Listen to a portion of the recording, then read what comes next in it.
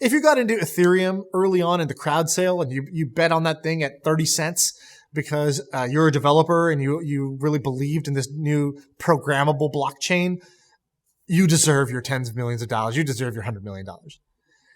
If you're rich because you bought like a picture of a rock, 3 months ago, or, a computer generated squiggle that's now worth $250,000, fuck you. I feel like I can rule the world. I know I could be what I want to. I put my all in it like no days off. On the road, let's travel, never looking back. I'm looking at my phone. I just got a text message because my three nieces went to first day of school today, and I was talking to one of them this morning, and I go, Ellie, how are you feeling? First day ever going to a school, and she goes, I go, how are you feeling? In one word, she goes, my heart is going fast. I was like, I'm melted. Your uncle is a puddle on the ground now. He cannot function anymore. So that's awesome. Shout out to Ellie for her first day of school. Hopefully it's going well. That's awesome. That's a great one. Okay. Go can I start by telling you a quick story that I don't think I've ever told you, but I think you'll get a kick out of. So this is the Bitcoin one. We'll tell that one soon. But about 3 years ago, I talk about this all the time, so I don't want to like rub it or like continue talking about this shit because it gets boring. But basically, I don't do any drugs. I don't drink. I'm pretty straight-laced, right? I've been straight-laced for 8 years. I don't do anything. I'm fearful of anything. But I was getting really curious about psychedelics. So like mushrooms, Okay. MDMA therapy, ketamine therapy. I did what a lot of people did. I read the book How to Change Your Mind by Michael Pollan. And I was like, oh, this is great. I'm really interested in this. And so I found a person who was going to lead an MDMA therapy like session. And so I went to dinner at her house with my wife came with me, and it was like 3 other couples. And we went to this thing, and she wanted to do like a session to get to know people in order to determine if this was a good fit. Because basically what you do is you take a dose of MDMA, and then like she talks to you. MDMA Molly? I think so. Same thing? Yeah, Okay. I believe so. It's all or similar at least. I really frankly don't know, but I think it's like the same thing. And we you smoke it, you eat it, you drink it, you sniff it's like it. a What do you do to it? it's like a pill, I guess. It's a pill. You swallow it. Okay. And we go to this group, and I'm into like the idea of psychedelics for therapy, like for veterans, but also people who just want breakthroughs or who have depression. I'm on board with. I've got friends who do it. I love it. I don't do drugs because I just don't feel comfortable doing it, but I really wanted to explore it and get to know these people and try this out. And I went to this group, and they were crazy hippy dippy, like super hippy dippy. But mind you, this is in San Francisco, and she had a really nice place. And so like we start talking, and all of a sudden it gets so hippy dippy and woo woo that she's like, like this medicine needs to be free for everyone, and capitalism is just ruining everything. And like, we need to live in a society where we can just barter and trade, and like this way we can give Sam, this medicine. let me just guess. Sam, triggered. Starts a debate. Triggered so hard. And then we start talking. I'm like, in my back of my head, I'm like, well, then why am I paying you like $4,000 for this? But you're like, yeah, refund me, right? Yeah, so give me my money back. And we start talking, and like this is just sitting in my head, and I'm like, oh man, by the way, I made $4,000. This thing was $4,000 to do, or $2,500. It was like multiple thousands of dollars. I think it was closer to $3,000 or $4,000 than it was $2,000. I forget the exact amount. Because you can take a family of 4 to Disneyland. Get the fast pass, get the turkey leg, go get the Mickey Mouse ears, and still come in under $4,000. That's a real psychedelic experience if you want. Yeah, I agree. It was crazy expensive, but like I'm trying to be open-minded. I wanted to explore this. Right. I just read the book. I was all enthused. But in my head, I'm just sitting there at this dinner with this in the back of my head, and I'm thinking about this. I'm like, oh my God, like I can't believe like these people are so bullshit. and then I ask her, and I go, what did you used to do for a living? She used to work at Lehman Brothers. At Still Lehman Brothers, and now has a venture capital firm on the side. And this whole and I like when I heard this, I was like, I started giggling, and I was like, well, you do realize that this is like just ridiculous what you said earlier, right? And I said this at the dinner. I'm like, that's just like crazy. And they are also talking about how like this medicine needs to be available for everyone. And like they need to help the masses. And they're like, where are you from? I'm like, I'm from Missouri. And they said, oh, flyover country. And I'm just like, oh my God, this is the most smug thing ever. So eventually I get into an argument with her at the dinner table. And she was just like, I don't think this is a good fit. And I was like, I agree. This is not a good fit. I can't do drugs with you. Not a good fit. And so I can't even do dinner with you. Yeah, I can't even do dinner with you, let alone like get high and talk about my feelings with you. Like, not gonna work. This is a horrible fit. And so I had to leave. I got kicked out. I basically got asked to leave. And they're like, Sarah, you're cool, but Sam, you gotta go. I just wasn't in a good place. And so I got kicked out of the group. I wasn't able to do drugs with them. And that was my experience with psychedelic. That was my only experience with like this psychedelic therapy. But I think that these retreat styles for psychedelic stuff, starting in like 2015, I had friends that would go and do ayahuasca. You know what ayahuasca is? Oh, so I've heard ayahuasca many times. So I know of it. I know kind of what the why people do it. You should explain it anyways. But if you said, hey, this is like my Dolly Parton thing. I couldn't pick Dolly Parton out of a lineup. If you said, hey, draw ayahuasca, I'd be like, I draw some feathers in a bowl of liquid. I don't know what the hell is actually ayahuasca. I don't think you're far off. Again, I'm total noob here as well, but my friends do it. I believe it's like a powder, and you mix it with water, and you put it in a bowl, and you like pass around like this thing, and you take a drink out of it, and then you stay up all night like doing wild stuff, and like a lot of times it makes you throw up, and that's like part of the journey and experience. It's freaking weird, but like whatever, I'm open to it. And I've had friends like start doing this in 2015. Now on Instagram, I am seeing so many of my friends go to South America, go to Mexico, all talking about like these journeys. Right. I started listening to this health podcast. It's the new backpacking through Europe is 100% South America. and I like to make fun of it because it's some basic bitch shit. But you want to know what?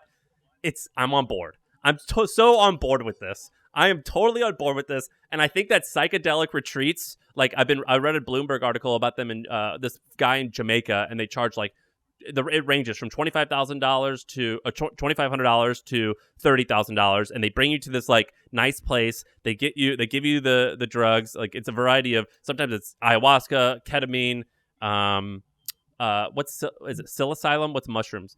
Yeah. Yep. And they like do this therapy stuff. I am so on board with this. And unfortunately, my one experience was horrible, but I'm so on board with this. But it wasn't the drugs. It was the people. It was the people. It was the hypocrites that tried to get me to take this drug.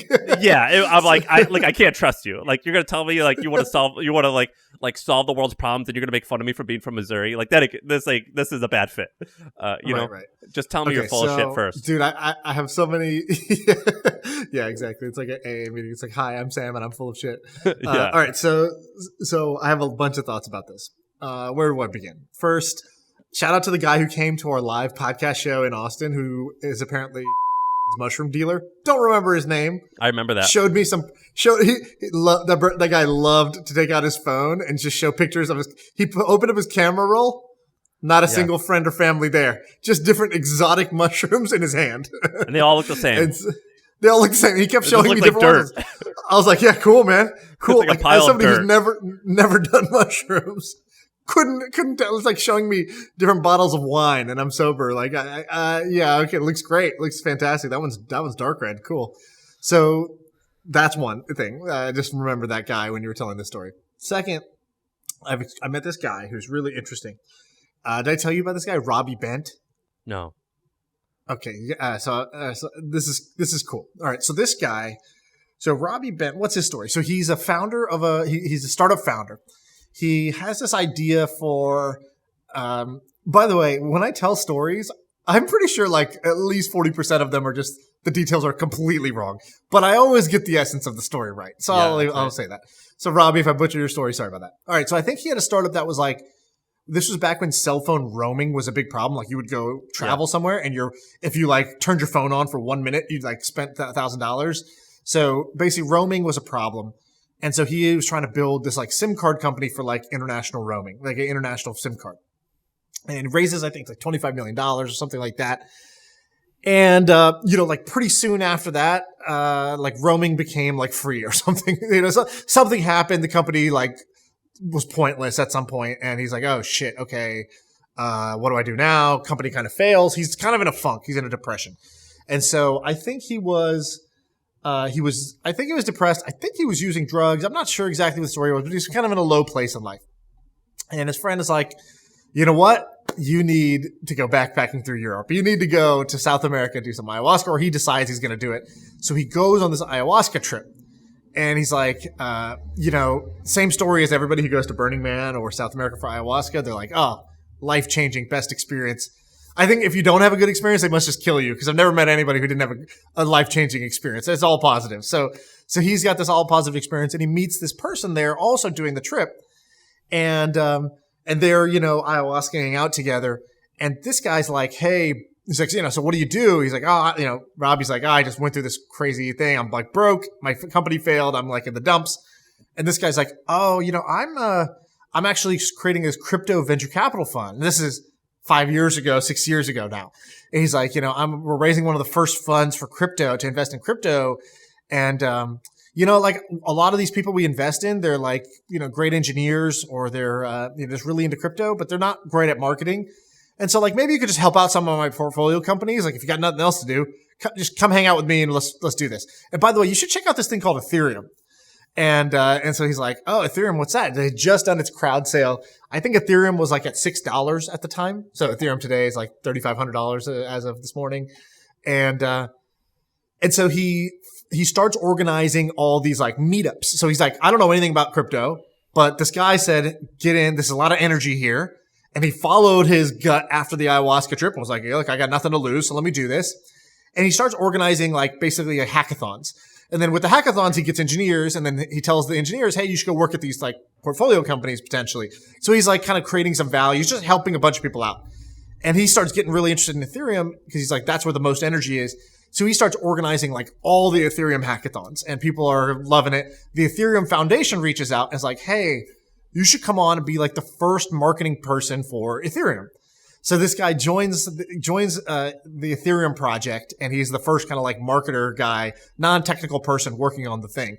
And he's basically building the community and the passion around it. He's hosting events and things like that. And so he went from like the dumps. He gets into Ethereum like under $10. Ethereum runs up. And by the way, I asked him, I was like, how big did you bet on this? He's like, well, I had nothing. He's like, but I took every dollar I had and I put it into Ethereum. He's like, I didn't have much. It's probably like 10 grand or something like that. He's like, I think I borrowed money from like my parents, and I just put it all into Ethereum, and it was like amazing for me. And so anyways, he makes life-changing money. And after a couple of years in the crypto scene, he's like, you know what? Crypto's great. I've made a bunch of money doing this now, but I'm ready for my next thing. And he's like, goes back to his roots. He's like, that psychedelic trip, ayahuasca trip was like so meaningful for me. So he, in the meantime, had been getting into all kinds of like different types of like kind of therapies. So he was like cold therapy, heat therapy, breath work, all these like kind of like, kind of like these hippy dippy, like sort of alternative ways to like improve your body. And so when I called him, I met him for the first time, he's on the Zoom, and his background is like this oasis. I'm like, oh, cool background image. He's like, no, this is like my garage I built out.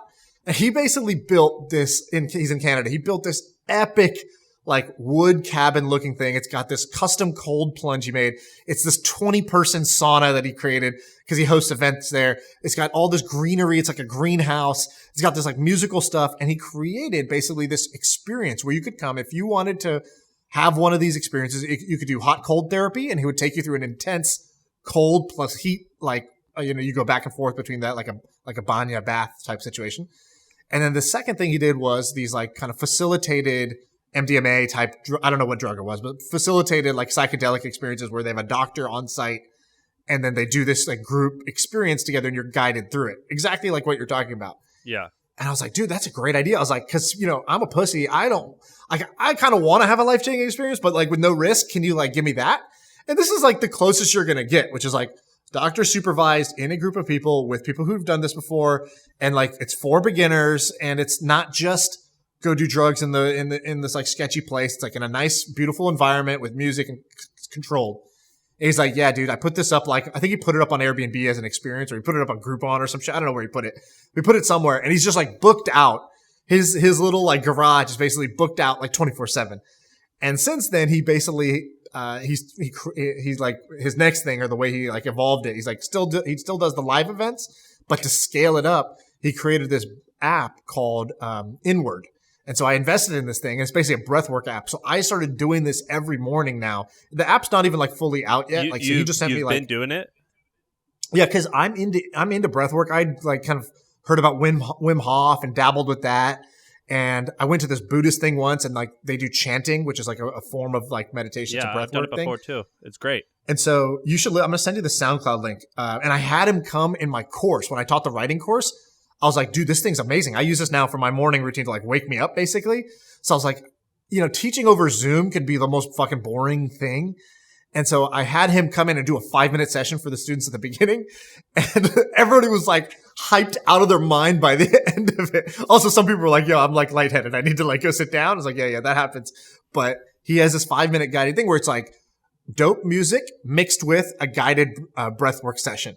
And he did in 5 minutes, he was like waking everyone up. Anyway, so I'm pretty like excited about this. And I thought his story was pretty awesome of like his little journey to get here. So I wanted to share that with you. So well, let's just keep going. So I went to, when I lived in San Francisco, these guys, I met these young guys on, they went to Stanford. Grindr? They were, yeah, no, that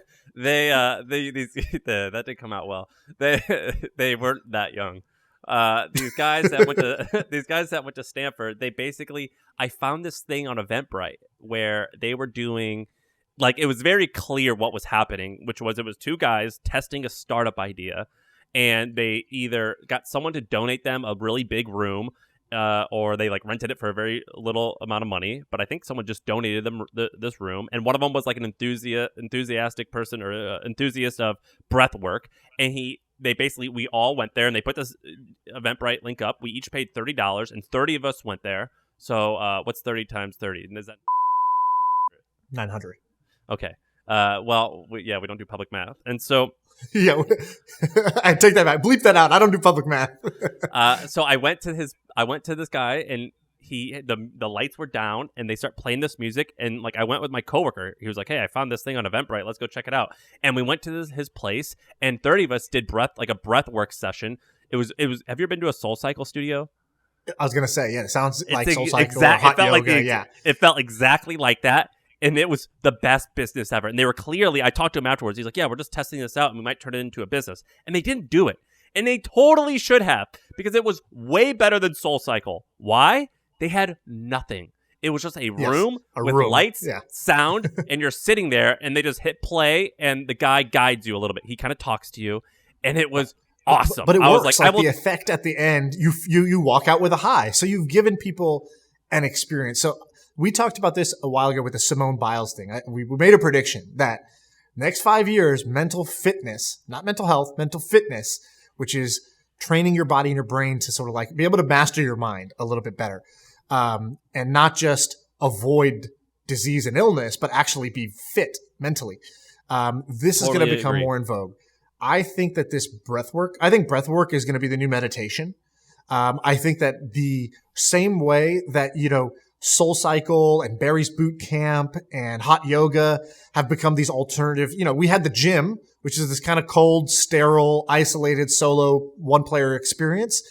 And then you have SoulCycle come in, it's like, no, this is multiplayer with a leader you just submit to. They just shout and tell you what to do. And they look heroic on the stage with their body and their voice and their microphone. And then we're going to program you with this music that you can't help but feel like you just went to the club. We're going to heat you up so you sweat because that feels good. You're going to feel like you got a workout in.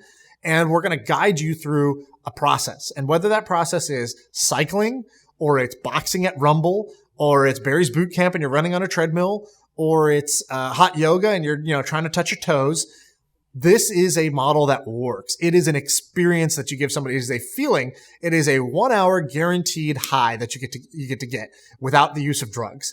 And so I'm pretty convinced that there's going to be a breathwork style version of Barry's Boot Camp or hot yoga that becomes just as popular as some of those other ones, perhaps even more popular. And I think that the app that he's building is going to be like a calm style app if they execute well, because I think there's a big market for this.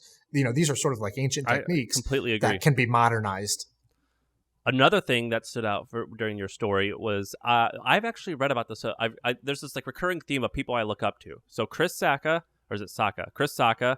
There's this Israeli guy named Vivi. Have you heard of Vivi? Vivi? No.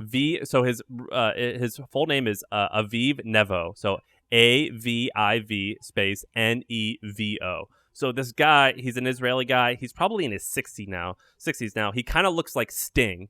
He's like this like good-looking, like suave-looking dude who's like in shape. He's probably in his 60s.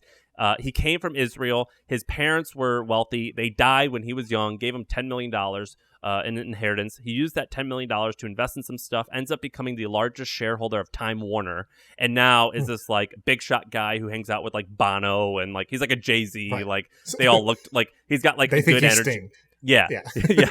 He's like this like spiritual guy. You could Google him. There's a lot of like really interesting articles about him. He's kind of like the Great Gatsby. So anyway, there's him. There's Chris Sacca. Another person who this story applies to is this guy named Cowboy Cerrone. Cowboy Cerrone, Donald Cerrone. He's a famous UFC fighter. They all have locations outside of major cities. So Cowboy Cerrone has a place in Denver. This Vivi guy has this Vivi guy has a place right outside of LA, and then Chris Sacca had a place in Tahoe, 3 hours outside of San Francisco. And their competitive advantage in getting into interesting deals is they have like interesting places that aren't necessarily expensive. Vivi's got his place is expensive. Donald Cerrone's at first probably wasn't that expensive. Chris Sacca's not that expensive. And he gets these like founders to come out to his place. He's like, hey, look, I have this cabin out in the woods. You want to come chill and hang out? And he like shows them around and gives them this amazing experience. And that's how they like end up investing in different stuff. I actually think that strategy is amazing, to have a place just to live. You can live a little bit on the outskirts, and like everyone comes to you. They're on your terms, because that's the best way to like get shit done, is everyone at your house on your terms, where you're the boss. They get to know you. I think that's a competitive advantage. I've thought about doing that in either Texas or New York, where I'm staying now, is getting a place that's like 2 hours outside of the main area. Dude, let's timeshare it. My First Million Ranch. I'll go in. I'll invest in it with you. We'll get 5 other cool people that we like. And then whoever wants to retreat to the ranch at any given time can. It would totally work. Like I think it's a really like a huge competitive advantage, don't you? I think it's cool. I think it's definitely cool. I don't know if it's a competitive advantage in that you can go deep. So there's this idea of like, do you go wide or do you go deep? I would say most people go wide. I go deep in terms of your strategy with people. So what is wide? Wide means you have a lot of light connections, loose ties, a lot of acquaintances, a lot of friends, but not a lot of friends that you could call when you need something, or not a lot of friends who are going to think of you first when they see something awesome. And going deep is the exact opposite. It's having a group of, 10 or less people that you're like, okay, I would go to war for you, and you would go to war for me. And I think that both of us have more of this deep strategy than wide, where it's like we have a handful of people that we just trust implicitly. I could give them my bank account and sleep well at night. And because of that, we can share information. We can say, dude, so like, how do you do this? How much do you make doing this? How do I set this up? Like, is this good for me, bad for me? What do you think? Or a deal happens, and like this morning, I'm in a deal that's going really well. A startup deal is going really well. And a buddy texted me, was just like, hey, get me into that. And I was like, okay, I will put as much credibility as I can into this to get you into that deal.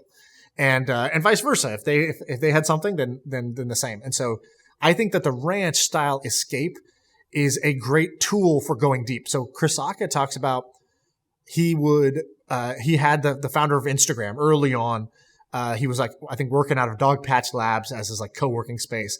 And he invited him up to his Tahoe cabin to come like work out of there. And I think he like stayed there for like a few weeks, if I remember the story correctly, like living in the guest house or whatever. And then Travis Kalanick, when he was starting Uber, the story is, he came to Tahoe. We spent 4 nights or 3 days together. We were in the hot tub just jamming on what could happen. It's like immersion. By the end of 3 days with somebody, like, you really trust that person. You like that person. It's so different than a meeting, than a Zoom call, and trying to have 8 back-to-back Zoom calls. Like we had, what's her name? Bree Kimmel on the show, and she showed us her calendar, and it was like 30-minute Zoom, then 30-minute Zoom, then 40-minute email follow-up, then 20-minute Zoom, and it's like, okay, that's one strategy.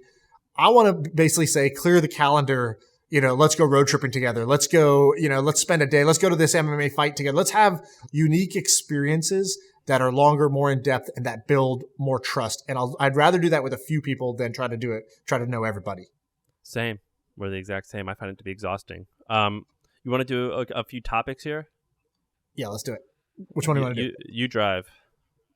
Okay, I'll do. Let's see. Let's do this. Let's do the. I don't know. You want to tell the story about the consultant one? I think that's probably the most interesting one. All right. So I've not told you about this guy. I don't think so. It's a pretty memorable story. All right. So I have this friend that I was talking to recently, and I'm trying to be a fair bit vague, but I'm going to try and give as many details as I possibly can.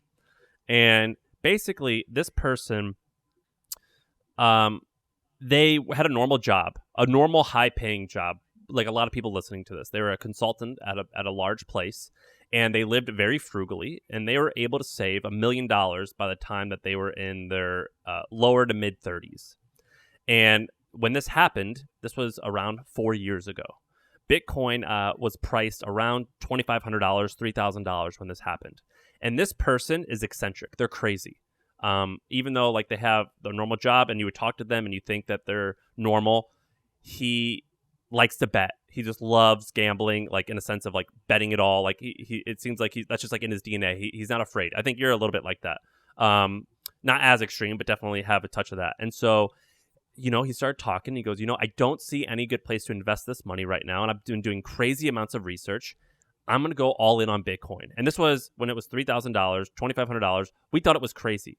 So he cashed out his 401k. He borrowed a little bit of money and he used Kraken or something like Kraken to get massive amounts of leverage, like 5 or 10 times leverage. And he invested all of his money to the point where he had like $4,000 left of his $1 million. All of it into Bitcoin. And recently, when Bitcoin hit its high... And by the way, this was Bitcoin after it had crashed from about 20,000 back down to 3,000. So yes. It's not like it was just all on the up and up. No. And recently, when it got to $60,000, his $1 million, it was worth about like $95 million. And you talked to him? You caught up with him? I had a mutual friend was with him, and he called me and he goes, "Man, this guy, we were talking, I was like, hey, whatever happened to this person?" And he goes, "Well, I caught up with him. He's worth almost about $100 million right now." And it totally worked. And I was like, "Wait, what?" He goes, "Yeah, he's got $100 million at Bitcoin right now, and it started with $1 million." So and did you know him when he was making the bet? Like, were you there? Yeah. Like, what the hell are you doing? Yeah, and I went out to dinner with him in 2000 and 3 years ago was what? When did that? When was it? I think 2017 or 2018. I can't remember which one, but there was it peaked I think 2017 December or something like that, and then it crashed back down. We went out to dinner, and he was telling me about this, and I was like, You're crazy. You're a crazy person. This is a horrible idea. Just invest in the index fund. I'm really conservative. And I'm like, just invest in index funds. You're nuts. This is a horrible idea. Do not do it. And he was enthused, so enthused, I couldn't talk him out of it. And he was like, thinking I was crazy. He was like, "What, are you crazy? This is like, it totally makes sense." And I'm like, it doesn't. This is a horrible idea. Do not do this. And he did it. And so recently, when about 4 months ago, whenever it was at like 50, 60 grand, it was worth close to $100 million. And I was asking about their lifestyle, and like not a lot had changed. And Cashing it was out just or letting it run? Cashed out a little bit. I think like 10 or 20%, I believe, but still letting it ride. So now it's halved, or I guess it's back up again. But and the point of the story is basically, I am so enthused. The point of the story is a dude bet $1 million and made $100 million. There is a moral, but that's the point of the story. Let's be clear. The point is that like I love that part of the story. Crazy people exist. I'm not one of them, and I'm happy that they exist. So we just did this episode with Ramit, and I align with the Ramit. We're both fairly conservative, just like 10% a year, boring shit. I love that these nutty people are real and exist, because that's where progress comes from, and I'm happy that they're real. And so I just wanted to tell that quick story because I caught up with them recently. That's an amazing story. So I saw this tweet that was great, and basically what it said was, great to be great at investing, just make bets that everybody agrees with. ... later. I thought that's so true, which is There's a lot like baked into that, which is that ultimately. Was that by Shane Parrish? He tweeted something like it, and then somebody replied with a simpler version of it. Shane had the original one. I think Sahil Bloom had the punchier one-liner version of it. Yeah. And I thought there's so much baked into that, which is you have to remember that if you're going to invest, if everybody agrees it's a great investment, then the price is baked in, right? So ultimately, if you want to have any kind of outsized return, you have to be betting on something that not everybody is agreeing with you is a good investment. And so and so I think that's important. I think that's important to know. And so when you're doing something, that doesn't mean everybody disagrees with me, that's going to be a great investment. It's almost the opposite is true. If everybody agrees with me on this, then this probably isn't going to be a great investment. It might be a good or solid investment. It's probably just not going to be, it's almost definitely not going to be a great investment. So that's how you kind of use that advice. Yeah, I saw that. I thought that was good. All right, what do you want to do now? By the way, on this, because the world's crazy and we're talking about like people just making $100 million on random bets, there's this great blog post that I think everybody should go read. I don't know how they'll link to it because it's weird. Maybe put it in the show notes. It's got called a great headline. The Everything Bubble. And it's written by FTX, which is a cryptocurrency exchange. We talked about the guy. He was our Billy of the Week once, this guy, Sam Bankman-Fried, and who had also made a pretty crazy trade to get the bankroll to be able to do this, to build this exchange. I think he's the youngest crypto billionaire, or he's the wealthiest known crypto billionaire. I think he's got a net worth of $10 billion. I think something like that. Somehow that's more than Vitalik. I don't know how that works, but I guess so. So anyways, it's just packed with data. So it basically starts with like bubbles. People talk about bubbles. And it's like, what is a bubble, right? Bubble is when you get this like sort of enthusiasm, delusion, greed, and everybody sort of thinks that everything can only go up. And then, then there's this pullback or a pop. And it talks about like the size of pops and how, when they happen and how that's played out through different bubble times and where we might be in this thing. Then it talks about like, maybe this is a bubble that will never pop, right? Why would that be? And it basically talks about, it goes through all the data around stimulus, right? So it's like $32 trillion of stimulus has happened globally just since COVID, which is the largest stimulus the world has ever seen in terms of even in terms of percentage of global GDP. Global banks are printing $834 million per hour to buy bonds right now. And 25% of those bonds are negative yielding. So it's just like, he starts to talk about all these different macro indicators, and there's all these charts and graphs and numbers, and it's very simple. And it basically talks about where are we at with stimulus, where are we at with commodities like copper, aluminum, why are used cars up 45% year over year? And then it talks about, what's happening in the crypto market and equity market. And I think there's one great quote, which is basically, it talks about like risk assets. So traditionally you'd have like a risk asset, which is, let's say, bonds. And bonds are like the safest thing. And so the quote here, I'll just read this out, which is, because of the amount of printing, so the quantitative easing, because they call it QE infinity, which is basically the central bank and the Fed just deciding to print an unstoppable amount of money with no end in sight. So it says, because of this, your savings account turned into your checking account. The bond market turned into your savings account. The equity market turned into the bond market. The venture market turned into the equity market, and the crypto market became the new venture market. Basically, like everything shifted over one unit. So things that were low risk became, everybody seeked higher risk and higher returns because the safe stuff was this sort of negative yielding. And so everything shifted over one notch. And I thought that was a good kind of observation. So anyways, there's it's rare you find a blog post that's this high density of like signal to noise. I would go read this. It's called The Everything Bubble. And so what's your opinion of, I know that you're texting with me and a few guys earlier. Yeah. You have some strong opinions. What's your opinion of what's going on with like the NFTs and all the rock, like the I don't even know what the fuck I was joking around. I basically said like, look, okay, if you got into Bitcoin early because you understood the difference between fiat currency and sound money and you were a technologist, you understood cryptography, like props to you. You deserve your tens of millions, hundreds of millions of dollars. If you got into Ethereum early on in the crowd sale and you bet on that thing at 30 cents because you're a developer and you really believed in this new programmable blockchain, you deserve your tens of millions of dollars. You deserve your $100 million. If you're rich because you bought like a picture of a rock, 3 months ago, or, a computer generated squiggle that's now worth $250,000, fuck you. That was my point of view. I like my level of respect and like the level of durability, I think, that comes with these different waves. I might regret this later. It might be that all these people, they just truly understood this intersection of technology, financial markets, and art in a way that I don't get. And, to get rich with Bitcoin early on, you had to understand like, the financial, you had to have a certain economic understanding of the world and a technical understanding of the world. And you had to be sort of a little libertarian. You had to have those three to bet on it super early on. And for Ethereum, same thing. You had to have a certain mix of technical plus financial, savviness.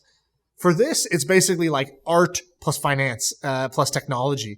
If you're going to get rich during this. And I just feel like, I don't know if it's my Twitter feed or if it's everybody's Twitter feed, but, I feel like half the people I know have lost their mind. And I know I sound like that sometimes with crypto. So this is just one of them that I don't get, but I really don't see the sustainability of this NFT market.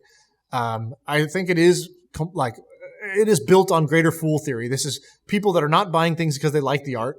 They're buying things because they think they're going to get rich. They think that the next person's going to come in and buy it. I think there's a whole lot of like either, wash trading or painting the tape, which is basically when two friends sort of pass something amongst each other in order to drive up the price, and then they sell it, and then the next sucker comes in and buys it, because they think that's the market price. And I think that it could be one person with multiple accounts. It could be, a handful of people that are manipulating these markets. I don't believe in the NFT craze in the same way that it seems like a lot of people in tech do. I think it's really cool technology. I think there's a lot of cool stuff that's going to happen. But I think people are just diving into every freaking project.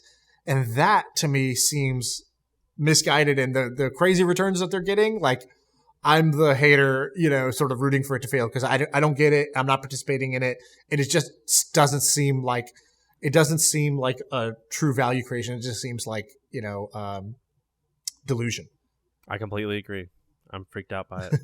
We're on the exact same page. And by the way, I was gonna say when I say that, like, I will still buy a few NFTs because I'm a believer of like when I have this strong of an emotion, it's a signal to me that that's where I need to go lean in and learn. Now I don't go crazy with it. I will make small bets. I'll talk to people. I will be open-minded because I've felt this way many times before and been wrong. I felt it and I've been right, but I felt it and I've been wrong. And so all I know is that means there's something really interesting going on. I will still play in that field. I will make small bets. I will meet a bunch of smart people. And if something changes my mind, I'll go make a big, bold bet. But I would say like the thing that seems off to me is, it just seems like every third week there's a new crypto project. Like just yesterday, there was this thing called Loot. Did you see this? Well, what is that? I don't understand it. Explain it to me. So here's what I know about it. The founder, this guy Dom Hoffman, he created Vine, and then he created some other shit since Vine. I don't know if he was with HQ. Maybe he was HQ. Yeah, maybe he was. He's one of the Vine founders early on. So he just released a new project yesterday called Loot. And so instead of it being like a CryptoPunk, which is like a little 8-bit character, or an ape from Bored Ape Yacht Club, which is like a monkey, a picture of a monkey. This is a black square with like, I don't know, 10 words of white text that make no sense, just gibberish. It's just computer generated gibberish. And that's the whole NFT. And just yesterday, all you had to do was pay the gas fee, which means just pay the processing fee to like mint one. So it came out, Ben saw the tweet, Ben minted one. And I think today it's worth 10 ETH, which is about $30,000. This is in one day. No way. He paid probably under $100 to mint one of these, just for the processing fee. He paid $50 or whatever, the gas price. And then today I think the floor is like 6 or 10 ETH, which is like $20,000 or $30,000 for this black square that will say like lions, mountain spiking, diagonal line, castle, Valorant. It's like doesn't mean anything, right? And it's like open IP. You can go you can build like games on top of it. There's cool stuff you can do on top of it, but like it's so hard to wrap my head around like this. And it just feels like every third day there's like a new one. And this is where I'm like the old guy on the lawn shaking my fist. I mean, like, you kids don't understand the meaning of hard work. And usually I'm the one laughing at the old guys who are saying that and just saying, you don't get it. In this case, I don't get it. Do we want to keep hating on stuff and go to Whoop? Yeah. Okay. This is the play. What'd you call it? The Player Haters Ball. This is the Player Haters Ball episode because I have another one that I could hate on. Let's do Whoop first. Go. Yeah. So, well, you go ahead. Go ahead.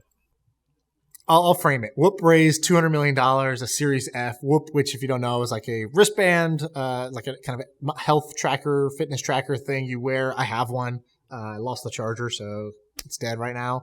But it's basically like a little Fitbit you wear, and it tracks your sleep, it tracks your exercise. And it's like, I think that the word on the street with Whoop is basically amazing marketing, and product is, it's like, you know, not the most accurate, but who gives a shit? And basically they charge you, you know, some amount for the band, and then there's a monthly subscription, $20-$30 a month or something like that. I think for the being band, a part of Whoop. Right now the band is free and it's $30 a month. Yeah, if you subscribe for the year or something like that. You have to subscribe in order to use it. Yeah, so that's Whoop. And then same thing, 8 Sleep, which is a bed that tracks your sleep, and it's thermoregulating, so it can make you cold, hot. I had one, I returned it because I wasn't super impressed by it. They raised $86 million at a $500 million valuation. So I think I know based on the way you started it, but the reason I put it on here, I wanted to know, are you a believer, or are you like, you know, where do you bet that these end up? How much do you believe in these? How much was the Whoop valuation? I don't know. I think Whoop's over $1 billion is my guess. I would have to think. I would have to see the numbers. Whoop is entirely. $3.6 Ooh. billion. Ooh. And, okay. and also the wonderful kiss of death, SoftBank, and then Kevin Durant and other athletes are investing. You know that's called the sucker round. It's not called the Series F. It's called the sucker round. So the 8 Sleep thing. Well, check this out. We'll look up right now. What's Casper's market cap right now? So Probably Casper between $1 and $3 billion is my guess. Let's see. Oh my God, way worse. $200 million. Okay, so Casper has a market cap right now of $200 million. We had the founder of Casper speak at HustleCon. Awesome guy, great story, really great business when it was just getting started. It made $1 million in I think its first week. They raised, prior to going public, around $250 million, I think. As of this second, they have a market cap, they went public, of $200 million. So they are worth less than the amount of money that they raised. 0.5x of revenue. 0.5x of revenue. I think that for 8 Sleep, I think that is a good valuation for Casper. I'm on board with that because it's really hard to do. I think that is what's going to happen to 8 Sleep. Whoop, I think, is a little bit different because it has subscription revenue. You know, I'll buy. By the way, I think 8 Sleep's trying to do the same thing. So they don't just sell you the mattress; they sell you the subscription with the mattress. They're like they think the bull case is it's Peloton. It's a piece of hardware. Everybody sleeps. You sleep 8 hours a night. You can optimize your sleep. It has such good health impacts for you, right? Like, all true. And you know, mattress industry is big. So what we're going to do is we're going to sell the best, you know, connected mattress, and then we're going to charge you a monthly subscription on top of that. That's my guess. I think they might already. I don't know, man. I think that's a really hard argument to make, but that's expensive. That's an expensive. Tesla of beds, says their ad. So when we were getting the hustle going, this company called Quip advertised with us, and I used to write these advertorials. I'm not sure if I made this up or if I stole it from somewhere else. That's the toothbrush, right? Yeah, and I wrote when we were getting started, I used to write these articles, and I wrote this one article for Hint, and the headline was like, I forget what the headline was, but it was great. Like, and it got like 10 million views, 5 million views, and they spent so much money driving traffic to it. And so if you go to Outbrain and you scroll down and you see these little articles, on the bottom of CNN, and it says like a headline, you would see the Hustle's article, and I wrote that article, and it was called like about Hint. Yeah, it was called like, it had the word "sweetie," like, "Sweetie, this is never going to work," said this one Coke executive, or something like that. Or what was it?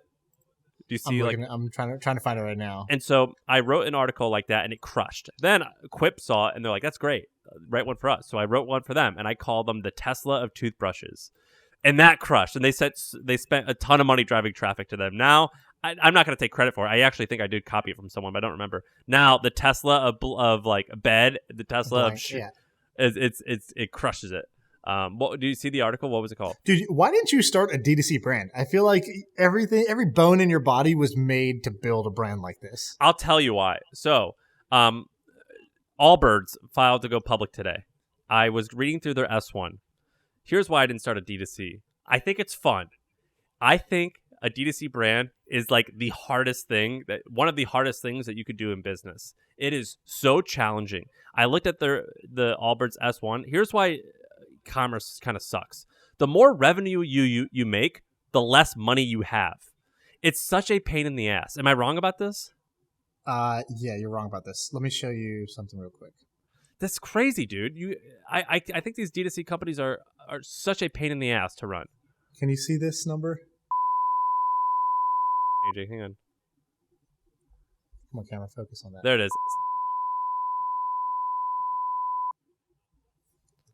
What is that? That's the last 30 days. So your business has made sales in the last 30 days? That's right. Dude, congratulations. It's not that hard to build these businesses. It's okay. It's a lot of schlep work. There is a lot of schlep work, right? Like I spent hours yesterday trying to find a forklift for the warehouse, but the electrical in the building doesn't support the battery that we need. And I'm like, where do I get this forklift from? And I'm calling forklift providers. Turns out, by the way, great business to be in, just selling used heavy machinery like forklifts. And there's a lot of room for like building an aggregator there. But yeah, dude, if you have the marketing chops you have, it's like where do you plug in that? If you're A+ at that skill, and I think you are, like your writing skills and your advertorial skills, your marketing skills are so strong. If you had plugged that in on a D2C brand, and by the way, we are 1 year and 1 month into this business. That's crazy.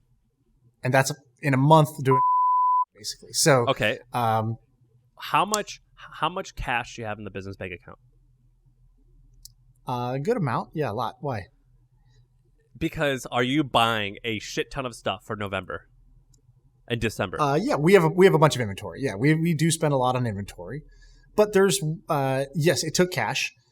So I put in, when I started the business, I put in a good amount of money. So I put in. So do you have wow, you don't have to say these numbers, but do you or you can, but do you have more money in the business bank account than you started? No. We have a line of credit basically that we use. So since then we basically pulled that out, used the line of credit. But what I guess the point, yes,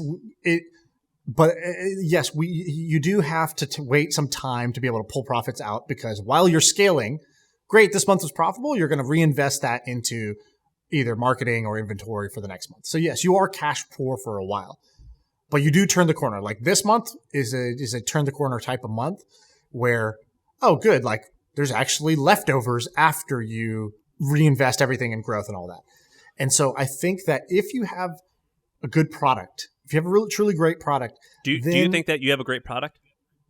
We do. We have a great product, like a truly great product. And so when I think when you have that, you're not just an arbitrage. You're not just a drop shipper who's just taking some shit from random shit off of AliExpress and sending it to customers and trying to capture your margin. We spend a lot of time on product development, things like that, to get it right. And we also use the product ourselves. So it's not like, so we have to live with any issues with the product. So I would say you can turn the corner. And also there's a bunch of different companies that have popped up that let you float money. So like, let's just take a normal D2C business. Here's how it can work. You can, let's say you're running Facebook ads. You put the Facebook ads on a credit card. Cool. Your Facebook ads should be returning more than 1x, within 7 days. How much? But you have 30 days. Return? 30. It depends on your product and your brand and all that stuff. But let's say you're returning 1.4x, or you might be returning 2.5x, whatever. Different brands do a different amount. If you're doing 3x, you're amazing. You're laughing. If you're doing 1.5x, you're all right. You're doing okay. So let's say you you do that. You're paying back your ad spend in 7 days, but you don't pay your credit card for, let's say, 30 days. So all of your marketing spend, it should be paying itself off. You don't need an external investment to do that. Okay, so now you have to deal with inventory. Well, for inventory, you have terms with your suppliers, so you don't have to pay for it all up front. As we get bigger, we get better and better terms with our suppliers.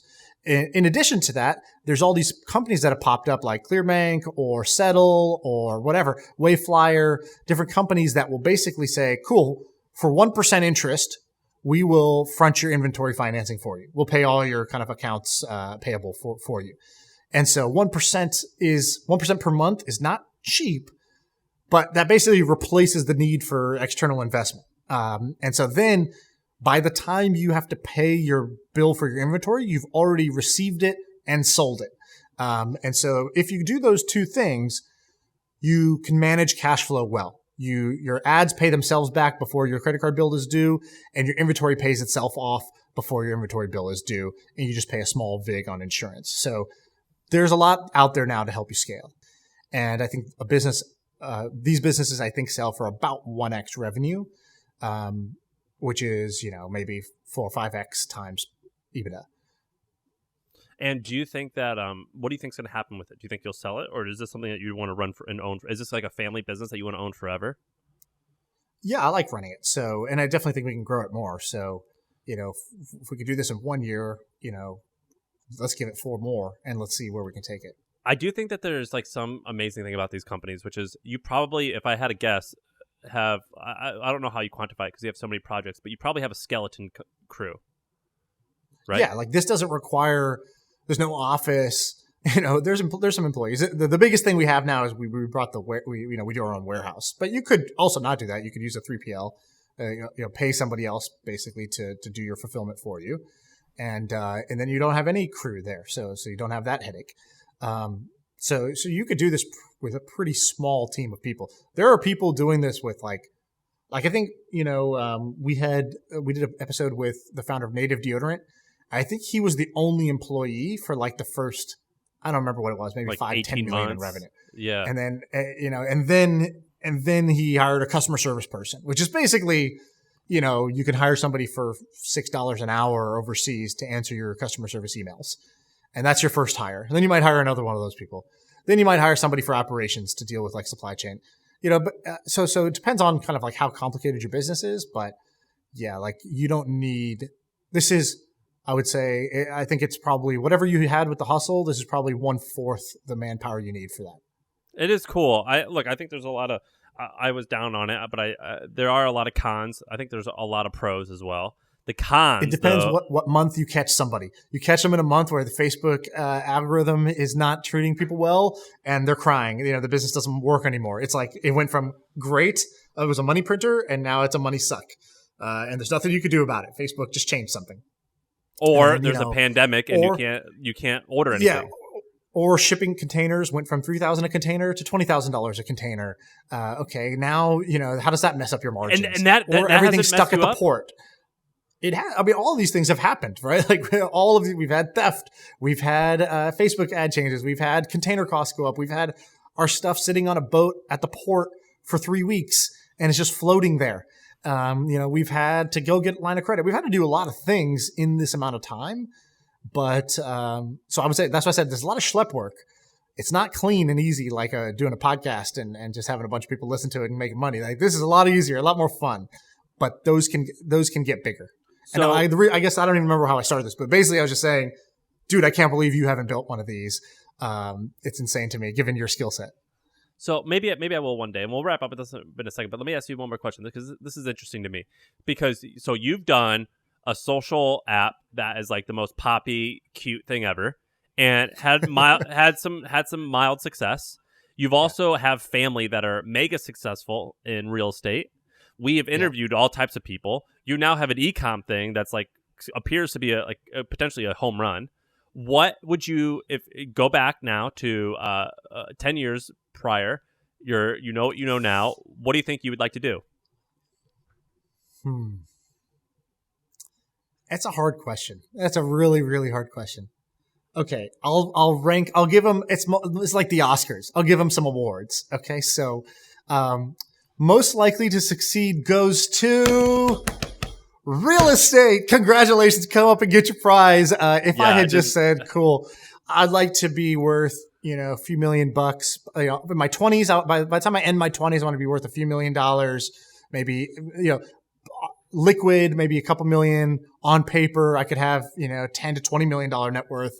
I could have done that in real estate, with pretty much like no luck required, right? Most likely to succeed is real estate because there's no luck required. It's just hard work, blocking and tackling, doing the things. So that's real estate, but I wouldn't go do it myself. Like if I could go back now, I wouldn't switch paths to that, but I would have told myself, hey, look, here's one option. And the award for absolute worst idea goes to trying to create the next social media app. This required maximum difficulty, highest luck factor, trying to catch lightning in a bottle. And honestly, the prize, okay, it would have been fucking sweet if we had invented Twitter or YouTube. I gotta admit, that would be amazing. But I can be just as happy not having done it. And I can name all 5 guys who've done that. So that's not the path. Okay. Then if I say, all right, sort of like medium return, this is the mediocre playbook, the sort of mild success playbook. Pretty good chance of a pretty good outcome, but kind of a lot of work. And, would I do that? E-commerce is the answer for that one, which is like, e-commerce is one that I think you can definitely make work if you just keep trying. It's kind of a pain in the ass, and it's never going to be the most fun or the most successful, right? However, e-com of maybe all 3 of those, I think is the most exciting. The most exciting? No way. Most exciting it's so path fun would have been running ads and seeing cash. Like that is so exciting. Okay, that loop is fun. That I give you that. The feedback loop is instantaneous and it's monetary. It's not real estate reviews. Real estate's not that very like real estate can be kind of fun, slow. But I wouldn't call it. It's not like an adrenaline, like a dopamine rush. Right. So if I was going to go back and convince myself of anything, it would have just been to say this. Look, you could win in all these different ways. Every flavor works. Choose the one with the most fun journey. Corny, yeah, I know this is cliche, but choose the one that's going to be fun before the success comes. Basically, in that case, you win-win. You have fun while you're doing it. Because you have fun, you keep doing it. Because you keep doing it, you get good at it. Because you get good at it, you eventually win. And look, all these things, as long as they leverage, either like physical real estate or the internet, the scale is big enough. You'll have enough money. You don't need to worry about money ever again.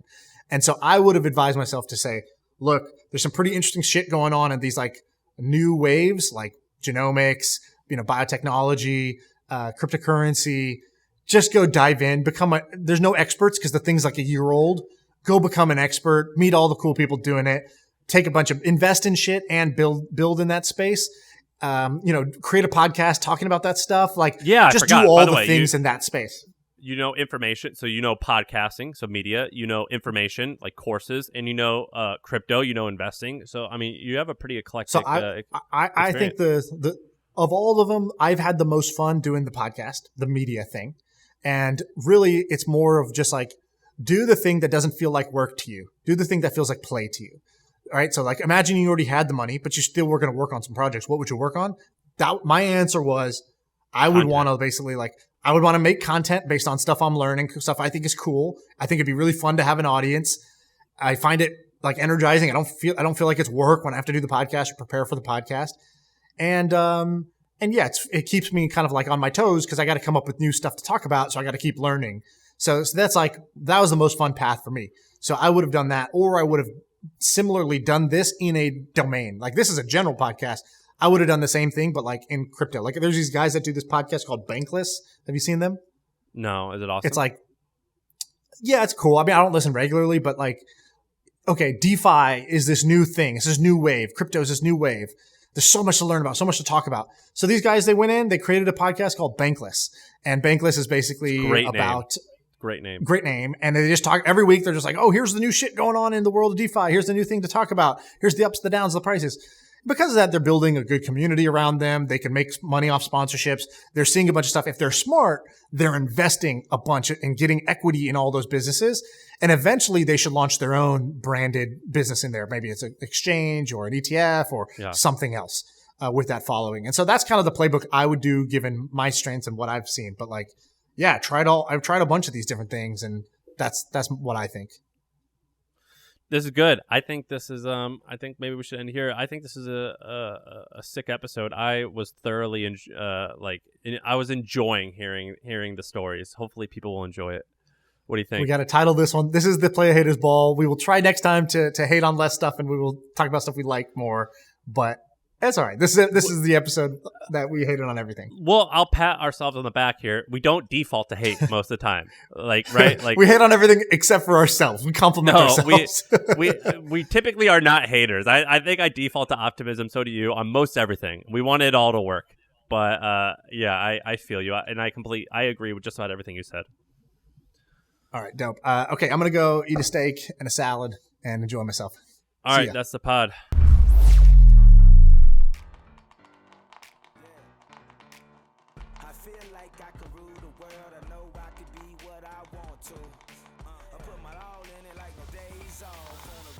Travel, never looking back.